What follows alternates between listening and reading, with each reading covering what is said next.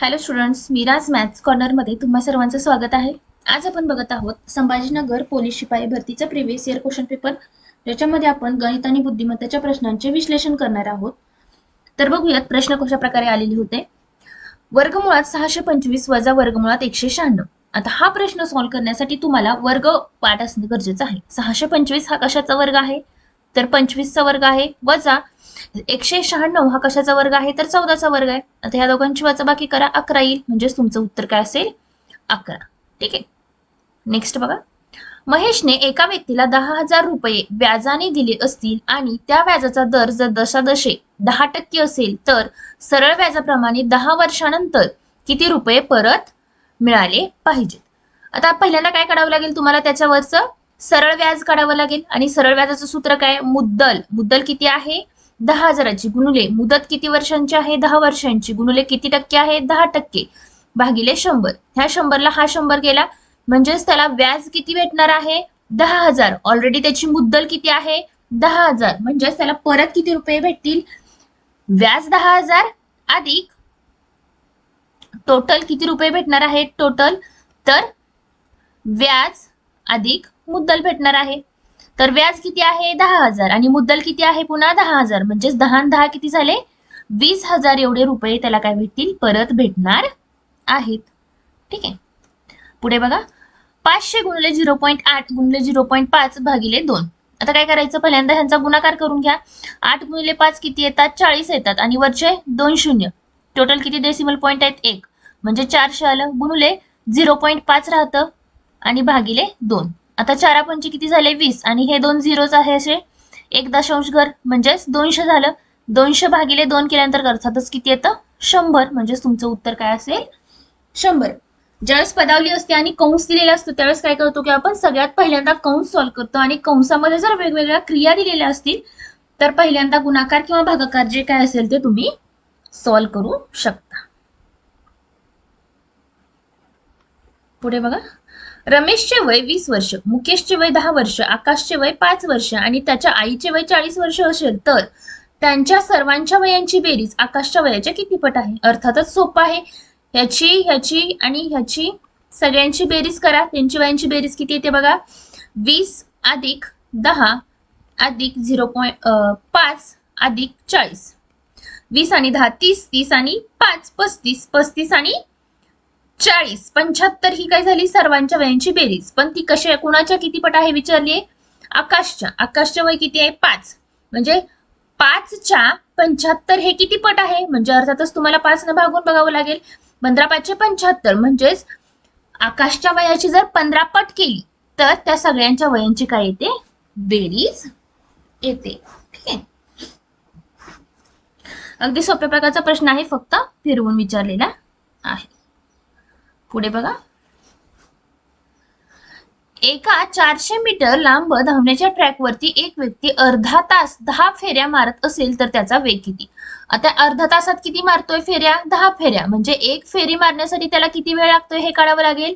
अर्धा तास म्हणजेच काय झाले 30 मिनिट झाले, 30 मिनिटांमध्ये 10 फेऱ्या, म्हणजेच एक फेरी मारायला किती मिनिट लागतात 3 मिनिट लागतात। ठीक आहे, 1 मिनिट म्हणजेच काय, 3 मिनिट म्हणजेच किती अंतर कापतो तो 400 मीटर अंतर हा 3 मिनिटात कापतो, म्हणजे त्याचा वेग किती झाला 400 मीटर प्रति 3 मिनिट। ठीक आहे, 3 मिनिट, पण तुम्हाला ऑप्शन कशामध्ये आहेत, तास आणि किलोमीटर मध्ये ऑप्शन आहेत, म्हणजेच तुम्हाला याचं तासात आणि किलोमीटर मध्ये कन्वर्जन करावं लागेल। आता ते कसं करणार, तुम्हाला पहिल्यांदा काय करावं लागेल की मीटरचं किलोमीटर मध्ये कन्वर्जन करा। ज्यावेळेस मीटरचं किलोमीटर मध्ये करतो त्यावेळेस आपण काय करतो की ह्याला 1000 ने भागतो, म्हणजेच तुमचं काय होईल इथं किलोमीटर होईल आणि इथं मिनिटाचं काय करावं लागेल तासामध्ये कन्वर्जन करावं लागेल। मिनिटाला जर तासामध्ये करायचं असेल तर काय करतो आपण 60 ने भागतो। त्याच्यावेळेस तुम्ही याला सॉल्व्ह कराल तर कसं येईल बघा, 400 गुणुले 60 भागिले 3 गुणुले 1000। आता इथे 3 शून्य आहेत, 1 2 3 1 2 3 गेले, 3 1 3 3 2 6, म्हणजे 4 गुणुले 2 8 किलोमीटर प्रति तास हे काय झालं त्याचा वेग झाला। ठीक आहे, अगदी सोपं होतं, फक्त मीटरचं किलोमीटर मध्ये कन्वर्जन करून घ्या आणि मिनिटाचं तासामध्ये कन्वर्जन करून घ्या, म्हणजे तुम्हाला तुमचं उत्तर भेटेल। पुढे बघा। 500चे 15% किती? 500 आहे असं लिहून घ्या. चे म्हणजे काय असतो? अर्थातच आपल्याला माहिती आहे गुणाकार असतो. 15% म्हणजे 15 भागिले 100. या 2 शून्यला हे 2 शून्य गेले म्हणजेच 75 हे तुमचं उत्तर असेल. काही प्रश्न असे आहेत की ते अगदी तुम्हाला पेन पेन्सिलचा पण यूज करावा लागणार नाही. अगदी तुम्ही ते तोंडी सॉल्व्ह करू शकता. पुढे बघा. 25 भागिले 3 अधिक 66 गुणुले 10 वजा 5 वजा 5. आता बघा 2 कंस दिलेले आहेत. दोन्ही कंस तुम्हाला सॉल्व्ह करावे लागतील. 25 भागिले 3 म्हणजे ह्याला जर मी असं लिहिलं ब्रॅकेट मध्ये 25 भागिले 3 अधिक 66 करा गुणुले. आता इथं बघा 10 वजा 5 किती येतात? 5 आणि 5 वजा 5 किती येतात? 0. म्हणजे ह्या ब्रॅकेटचं उत्तर 0 आली आणि 0ला जर कोणत्याही संख्येनं गुणलं तर त्याचा अर्थातच उत्तर काय येतं? 0च येतं. ठीक आहे. त्रिकोणाचे क्षेत्रफळ किती? आता तुम्हाला एक डायग्राम दिलेली आहे त्रिकोणाची की ज्याचा तुम्हाला दिसतोय की डायग्राम मध्ये तो काटकोन त्रिकोण आहे. त्याचा बेस दिलेला आहे 3 सेंटीमीटर आणि त्याची उंची दिलेली आहे तुम्हाला 4 सेंटीमीटर. ठीक आहे. म्हणजे त्रिकोणाचं क्षेत्रफळ कसं येईल? 1/2 गुणुले पाया गुणुले उंची. ठीक आहे. आता बघा 1/2 गुणुले पाया किती आहे? 3 आणि उंची किती आहे? 4. बेक बे बे दोन्ही 4 म्हणजे 3 दोन्ही 6 चौरस मीटर हे काय असणार आहे? त्रिकोणाचे क्षेत्रफळ असणार आहे. ठीक आहे. अगदी सोप्या प्रकारचा प्रश्न होता. पुढे बघा. एका व्यक्तीच्या एका पगारातून 15% टॅक्स कपात होतो आणि तो एकूण 6000 रुपये इतकी रक्कम टॅक्स रूपात भरली जाते तर त्याचा पगार किती? आता बघा टॅक्स कशावरती असतो? अर्थातच पगारीवरती असतो. म्हणजेच जर 15 रुपये टॅक्स भरावा लागत असेल तर त्याची पगार किती आहे? 100 रुपये. 15% म्हणजेच काय? 100 वरती 15. ठीक आहे. आता टॅक्स किती भरतोय तो? 6000 भरतोय टॅक्स. म्हणजेच त्याचा पगार किती असणार आहे? x एवढा पगार असणार आहे. आता बघा याचा तिरकस गुणाकार करून घ्या. 100 गुणुले 6000 भागिले 15 बरोबर x. x म्हणजे काय? त्याचा पगार.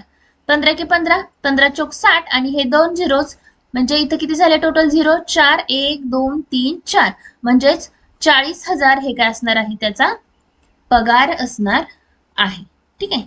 अगदी सोपं होतं. फक्त काय केलं की आपण जे दिलं आहे ते फक्त समीकरणामध्ये मांडलं आणि त्याचा सॉल्व्ह केलेलं आहे.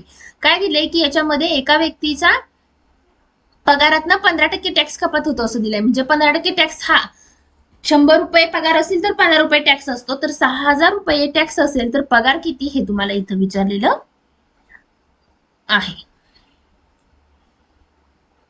पुढचा प्रश्न बघा. x चा वर्ग अधिक 30 चा वर्ग बरोबर 925 तर x ची किंमत किती? x चा वर्ग आहे असं लिहून घ्या. 30 चा वर्ग किती असतो? 900 बरोबर 925. हा अधिक 900 आहे. इकडे नंतर काय होईल? वजा 900 होईल. आणि 925 वजा 900 केल्यानंतर किती येतो? 25 येतो. म्हणजे x चा वर्ग बरोबर किती आला? 25 आला. म्हणजेच त्याचं जर वर्गमूळ काढलं तर किती येतं? 5 हे 25 चं वर्गमूळ येईल. म्हणजेच x ची किंमत किती असणार आहे? तर 5 एवढी x ची किंमत असणार आहे.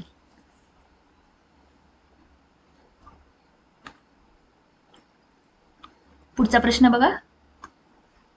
4 चा संबंध 12शी असेल तर 12 चा संबंध कशाशी असणार आहे? 4 ला जर आपण गुणुले 3 केलं तर उत्तर किती येतं? 12 येतं. त्याचप्रमाणे जर 12 ला जर आपण 3 न गुणलं तर उत्तर किती येईल?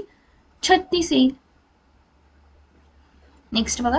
x ची किंमत काय विचारले? तुम्हाला सरळ इथं दिलंय की काटकोन त्रिकोण आहे. त्याचा पाया दिलाय, उंची दिली आणि कर्ण विचारले. पायथागोरसचं प्रमेय काय आहे की पायाचा वर्ग अधिक उंचीचा वर्ग बरोबर कर्णाचा वर्ग. आणि इथं कर्ण काय आहे? 3 चा वर्ग 9 अधिक 4 चा वर्ग 16 बरोबर x चा वर्ग येईल. 16 आणि 9 येतात 25 बरोबर x चा वर्ग. म्हणजेच x बरोबर काय असेल? 5 हे तुमचं उत्तर असणार आहे.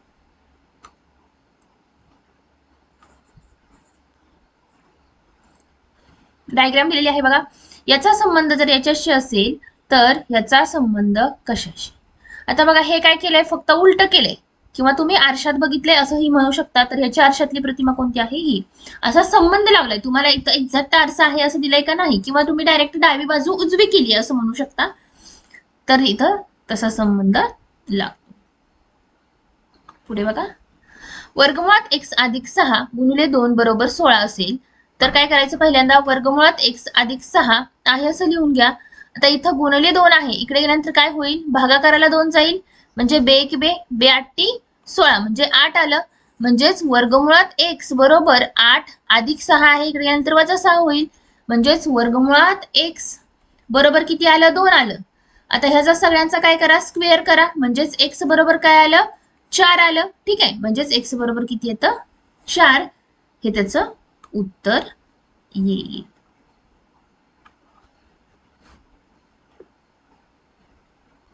पुढे बघा, 200 रुपये किमतीच्या 50 गोण्या खरेदी केल्या व त्या 15,000 रुपयांना विकल्या तर त्या व्यवहारात एकूण किती नफा झाला हे तुम्हाला विचारलेलं आहे.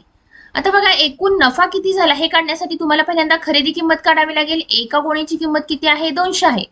तर अशा 50 गोण्यांची खरेदी किंमत किती झाली, 50 गुणिले 200 झाली. इथं झाले 3 शून्य आणि 5 गुणिले 2 10, म्हणजे 10,000 ही काय झाली, त्याची खरेदी किंमत झाली. आता विक्री किंमत किती आहे, विक्री किंमत ही किती आहे, 15,000 रुपये आहे. ठीक आहे, खरेदी किंमत आहे 10,000, विक्री किंमत आहे 15,000. म्हणजेच नफा किती होतो, विक्री किंमत वजा खरेदी किंमत. विक्री किंमत आहे 15,000 वजा 10,000 ही काय आहे, खरेदी किंमत. म्हणजेच 5,000 एवढा काय झाला, नफा झाला. म्हणजेच त्याला विचारलंय की एकूण किती नफा झाला, तर 5,000 एवढा नफा झाला असं इथे तुम्ही म्हणू शकता. अगदी साधं सिंपल व्यावहारिक गणित आहे. जर तुमचं गणित चांगलं असेल तर तुम्ही तोंडीही याचं उत्तर काढू शकता. पुढे बघा, एका व्यक्तीला एकूण 19,000 नग दुधाच्या पिशव्या घ्यावयाच्या आहेत. त्या डेअरीमध्ये 1,000 दुधाच्या पिशव्या दररोज तयार होतात, परंतु त्यातील 5% पिशव्या ह्या विकण्यायोग्य नसतात. तर किती दिवसात त्या व्यक्तीची खरेदी पूर्ण होईल. आता बघा, रोज किती पिशव्या तयार होतात, तर 1000 पिशव्या तयार होतात, पण त्यातल्या 5% म्हणजे 100रातल्या 5 पिशव्या ह्या काय होतात, खराब असतात, की त्या विकण्यायोग्य नसतात. म्हणजेच ह्या 2 शून्यला हे 2 शून्य गेले, म्हणजेच 1000 पिशव्यांमधल्या 50 पिशव्या ह्या विकण्यायोग्य नाहीत. म्हणजेच एका दिवसामध्ये विकण्यायोग्य पिशव्या किती होतात, 1000 वजा 50, म्हणजेच किती होतात, 950 होतात. जर एका दिवसामध्ये 950 होत असतील तर 19,000 नग तयार करण्यासाठी किती दिवस लागतील, तर तुम्हाला 950 न काय करावं लागेल, भागावं लागेल.